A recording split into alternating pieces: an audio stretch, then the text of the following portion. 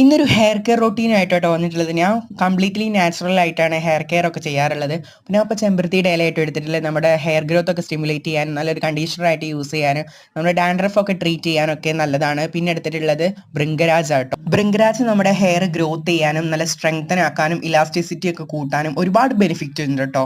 അപ്പോൾ ഞാൻ അത് രണ്ടും കൂടി ഒന്ന് അരച്ചെടുക്കുന്നുണ്ട് കേട്ടോ. എന്നിട്ട് ഈ ഒരു ടെക്സ്ചർ ആയിട്ടുണ്ട്.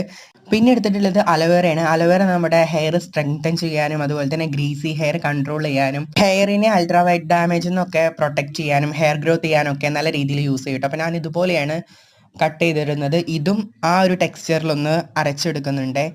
എന്നിട്ട് ഞാൻ വിറ്റമിൻ ക്യാപ്സ്യൂളാട്ടോ യൂസ് ചെയ്യുന്നത്. അതിനും ഒരുപാട് ബെനിഫിറ്റ്സ് ഉണ്ട്. നമ്മുടെ ഹെയർ ഡാമേജ് ഒക്കെ റിപ്പയർ ചെയ്യാനും സ്കാൽപ്പ് നറിഷ്മെന്റ് ചെയ്യാനും നമ്മുടെ ഹെയറിന്റെ ഇലാസ്റ്റിസിറ്റി ഇംപ്രൂവ് ചെയ്യാനും അതുപോലെ തന്നെ നല്ലൊരു ഷൈനിങ് തരാനൊക്കെ ഈ വിറ്റമിൻ ഇ ക്യാപ്സ്യൂൾ യൂസ് ചെയ്യാം കേട്ടോ. അപ്പോൾ ഞാനിത് നല്ല രീതിയിൽ മസാജ് ചെയ്ത് തലയിൽ പിടിപ്പിച്ചതിന് ശേഷം വാഷ് ചെയ്ത് കളഞ്ഞിട്ടുണ്ട്. അടിപൊളി റിസൾട്ട് ആട്ടോ.